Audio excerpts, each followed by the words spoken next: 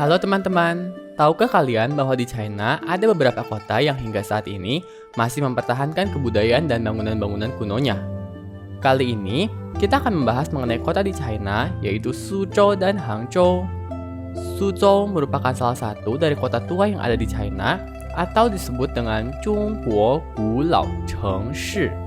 Dan Hangzhou merupakan salah satu dari 6 ibu kota kuno di China, yang disebut dengan Zhongguo Liu Da Gudu Zhi.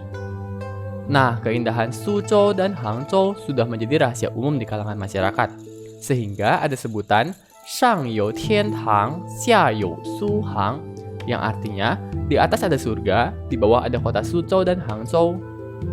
Yuk langsung saja sekarang kita bahas tentang keindahan kota Suzhou dan Hangzhou yang sudah tidak diragukan lagi.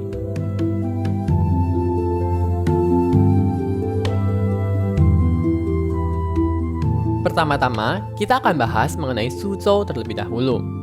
Kota Suzhou telah tercatat sebagai kota yang memiliki sejarah kurang lebih 4.000 tahun. Berdiri pada tahun 514 sebelum Masehi, di mana saat itu China masih belum bersatu di bawah dinasti Qin. Kota Suzhou didirikan oleh Kaisar He Lu dan hingga kini terkenal dengan sejarah dan kebudayaannya, sehingga memiliki julukan Renjian Tiantang yang artinya merupakan surga di dunia. Selain itu, kota Suzhou juga terkenal dengan jembatan kuno dan taman-tamannya yang indah. Nah, berikutnya, kita akan mengulik beberapa tempat yang menarik untuk dikunjungi di Suzhou. Yang pertama adalah Tiger Hill atau Huqiu.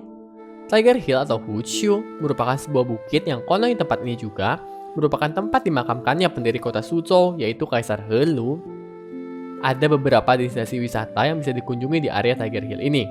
Namun yang paling terkenal adalah dua objek utama. Objek yang pertama adalah Pagoda Yunyan, atau nama Mandarinnya adalah Yunyan Ta. Dan pagoda ini juga memiliki nama lain, yaitu Menara Huqiu. Menara Huqiu dijuluki sebagai Menara Miring Suzhou karena memiliki kemiringan 3 derajat yang disebabkan karena amblasnya pondasi seiring dengan berlalunya waktu. Pagoda yang berdiri pada dinasti Song tahun 961 Masehi ini memiliki keunikan lain, yaitu bahan dasar pembuatannya yang menggunakan batu, karena pagoda pada umumnya menggunakan kayu sebagai bahan utama bangunannya.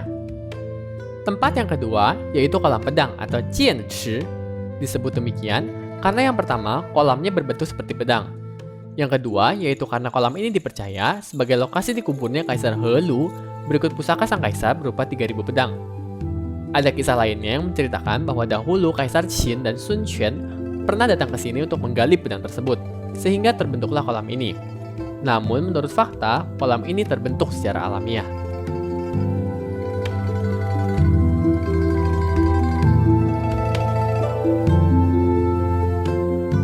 Selain itu, Suzhou pun juga dikenal karena taman-tamannya yang indah. Sampai saat ini, ada 9 taman yang diakui sebagai warisan kebudayaan dunia oleh UNESCO. Namun dari semua taman ini, yang paling terkenal adalah Zhuozhengyuan atau yang sering disebut dengan Humble Administrator's Garden. Taman ini sangat terkenal karena keindahan pemandangannya dan tata letaknya yang sangat rapi. Taman ini memiliki sejarah panjang dan terus berganti kepemilikan setelah dibangun pertama kali pada dinasti Song. Pada dinasti Tang, taman ini menjadi tempat tinggal seorang terpelajar bernama Lu Guimeng, dan pada akhir dinasti Yuan berubah menjadi taman sebuah kuil, yaitu kuil Tahong. Hingga pada dinasti Ming, pembangunan taman ini dilakukan kembali oleh Wang Xianchen setelah sebelumnya terjadi pembakaran pada kuil Tahong. Nah, nama Humble Administrator's Garden dipakai karena Wang Xianchen setelah pensiun dari jabatan kerajaannya melewati hidup berkebun dengan penuh kesederhanaan di taman tersebut. Hingga akhirnya, pada tahun 1949, taman ini secara resmi dibuka oleh pemerintah untuk tempat wisata umum. Di taman ini terdapat kaligrafi, bangunan, serta pemandangan China klasik yang sangat indah. Nah, teman-teman bisa langsung ke sana untuk melihat pemandangan yang indah ya.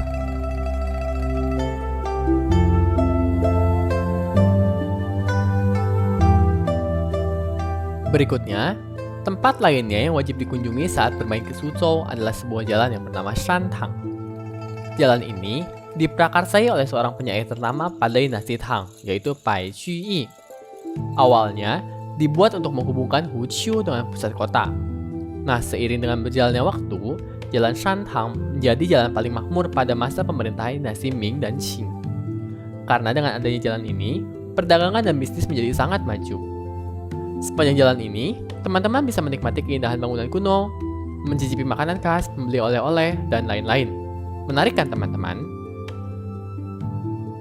Oke teman-teman, sampai sini dulu ya pembahasan kita mengenai kota Suzhou. Minggu depan, kita akan membahas kota Hangzhou yang juga tak kalah menariknya. Sebagai bocoran, tahukah kalian mengenai kisah cinta Romeo and Juliet versi China, yaitu Liang Shanbo dan Chu Yingtai? Nah, kisah mereka ada hubungannya dengan salah satu tempat wisata di Hangzhou yang akan kita bahas minggu depan. Sampai jumpa di minggu depan ya teman-teman.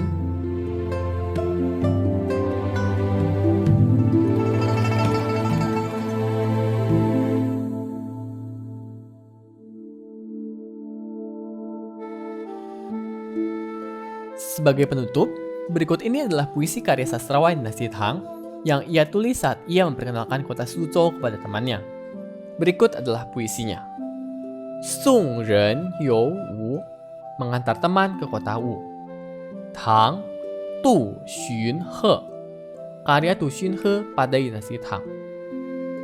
Jun Dao Gu Su Jian, Ren Jia Jin Zhen He. Saat kamu datang ke Suzhou, akan menyaksikan banyak warga yang membangun rumah di sekitar sungai. Gu Gong Xian Di Shao, Shui Gang Xiao Qiao Duo. Sangat padat sekali penduduknya, dipenuhi dengan jembatan-jembatan kayu kecil. Ye Shi Mai Ling O, Chun Chuan Zai Qi Luo. Pada malam hari, terdapat pasar yang ramai. Di perahu tergantung pakaian dan mainan anak-anak. Yao zhi wei mian yue, xiang si zai yu ge. Saya tahu bahwa di kejauhan dan di bawah rembulan, kamu masih belum terlelap dan menitipkan kerinduan untuk saya dalam lagu nelayan. Jika kamu tertarik untuk membaca atau mendengar topik seperti ini, kamu bisa kunjungi forum komunitas Mandarin kami. Untuk linknya, ada di bio Instagram Beijing Standard ya. 谢谢大家，再见。